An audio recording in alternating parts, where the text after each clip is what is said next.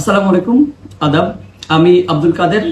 আসন্ন ডাকসু নির্বাচনে কেন্দ্রীয় সংসদে বিপি পদে প্রতিদ্বন্দ্বিতা করতেছি।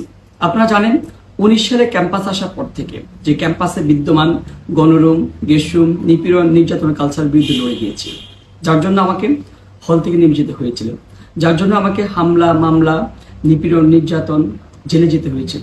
জেলে যাওয়ার কারণে আমার 1 বছর লস হয়ে গিয়েছিল, কিন্তু দমে যায়নি। আমাদেরকে কেউ দাবি রাখতে পারেনি।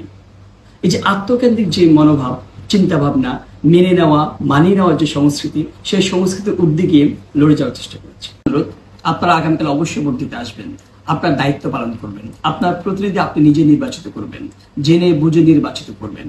আপনি যদি মনে করেন এই ডাকসু শুধু ফর্মালিটি মেনটেনের জন্য ডাকসু, আসলে এই ডাকসু ফর্মালিটি মেনটেনের ডাকসু না। এই ডাকসু অধিকার আদায়ের ডাকসু, নতুন করে পথ চলার ডাকসু, অধিকার প্রতিষ্ঠার ডাকসু। অনেক লড়াই সংগ্রাম ফেরিয়ে, গণ অভ্যুত্থান ফেরিয়ে, জীবনের বিনিময়ে ডাকসু প্রতিষ্ঠিত হতে যাচ্ছেন, অনুষ্ঠিত হতে যাচ্ছেন। আপনি আগামীকালকে আসুন, ভোট দিন।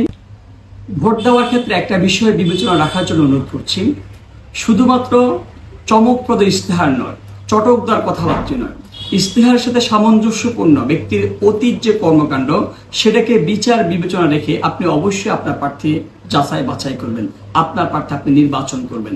5ই আগস্টের আগে এবং পরে আমি আপনাদের পাশে থেকেছি, আপনারা আমার জন্য দোয়া রাখবেন। আমি আব্দুল কাদের, ভিপি পদপ্রার্থী, আমার ব্যালট নাম্বার 2। আসসালামু আলাইকুম।